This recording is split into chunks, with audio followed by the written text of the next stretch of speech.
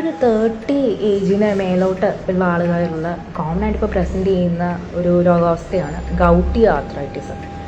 ഈ gouty arthritis എന്ന് പറയുമ്പോൾ പെട്ടെന്ന് നമ്മൾ ജോയിൻറ്റുകളിൽ ഉണ്ടാകുന്ന സ്വെല്ലിങ്ങോട് കൂടിയിട്ടുള്ള തീവ്രമായിട്ടുള്ള വേദന, വോമിറ്റ് ഉണ്ടാവും, അതിനോട് അസോസിയേറ്റ് ചെയ്തിട്ട് ഫീവർ ഉണ്ടാവും, വല്ലാണ്ട് നമുക്ക് തൊടുമ്പോൾ അസഹനീയമായ വേദന, ഒരു ത്രോബിങ് പെയിൻ അല്ലെങ്കിൽ ഒരു പ്രിക്കിംഗ് പെയിൻ, ഇങ്ങനെയൊക്കെയാണ് ഈ ഒരു രോഗാവസ്ഥ പ്രസൻറ്റ് ചെയ്യുന്നത്. ഇതിൻ്റെ പ്രധാന കാരണം എന്ന് പറയുന്നത് രക്തത്തിലുണ്ടാവുന്ന അശുദ്ധിയാണ്.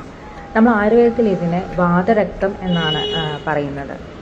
അതായത് ഇപ്പോൾ വളരെ സ്പൈസി ആയിട്ടുള്ള ഫുഡ് കഴിക്കുന്ന ആൾക്കാർ, ഇറഗുലർ ആയിട്ടുള്ള ഫുഡ് ഹാബിറ്റ് ഉള്ളവർക്ക്, അല്ലെങ്കിൽ ഡൈജഷനിലെ ഇഷ്യൂസ് ഉള്ളവർക്ക്, സോർ ബെൽച്ചിങ്, ആസിഡിറ്റി തുടങ്ങിയിട്ടുള്ള പ്രോബ്ലംസ് കാണിക്കുന്നവർ ഡൈജസ്റ്റ് ചെയ്യാൻ പ്രയാസമായിട്ടുള്ള ആഹാരങ്ങൾ കഴിക്കുമ്പോൾ, റെഡ് മീറ്റ് കഴിക്കുമ്പോൾ, ആൽക്കഹോൾ, എസ്പെഷ്യലി ബിയർ പോലുള്ള ആൽക്കഹോൾ സ്ഥിരമായിട്ട് കൺസ്യൂം ചെയ്യുന്ന ആളുകളിൽ ഒക്കെ പെട്ടെന്ന് കണ്ടുവരുന്ന ഒരു രോഗാവസ്ഥയാണ് ഈ ഗൗട്ടി ആർത്രൈറ്റിസ്.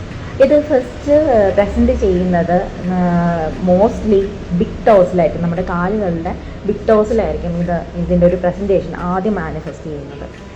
ഇത് കുറയ്ക്കുക എന്ന് പറയുമ്പോൾ തന്നെ ഫസ്റ്റ് ചെയ്യേണ്ടത് നമ്മുടെ ലൈഫ് സ്റ്റൈലിലെ കറക്ഷനാണ് ഇതിൻ്റെ ഏറ്റവും ബേസിക് ആയിട്ടുള്ള ട്രീറ്റ്മെൻറ്റ് മാനേജ്മെൻറ്റ് എന്ന് പറയുന്നത്. അപ്പോൾ ആദ്യം നമ്മുടെ ഡൈജഷൻ പ്രോപ്പറായിട്ട് ഇരിക്കുക, അതിനുശേഷം കൃത്യമായിട്ടുള്ള ഒരു ഡയറ്റ് ഫോളോ ചെയ്യുക, നമ്മുടെ ശരീരത്തെ ചൂട് അധികമാക്കുന്ന രീതിയിലുള്ള ആഹാരങ്ങൾ അവോയ്ഡ് ചെയ്യുക. ആയുർവേദത്തിൽ നമുക്ക് ഇതിന് കൃത്യമായിട്ടുള്ള ട്രീറ്റ്മെൻറ്റ് പ്രോട്ടോകോൾസും ഉണ്ട്. ധാര പോലുള്ള ട്രീറ്റ്മെൻറ്റ്സ് നമ്മുടെ ശരീരത്തിൻ്റെ ചൂട് കുറയ്ക്കാൻ സഹായിക്കുന്ന ട്രീറ്റ്മെൻറ്റ്സ് ആണ്. അതുപോലെ തന്നെ ഇൻറ്റേർണൽ മെഡിസിൻസ് ഉണ്ട്.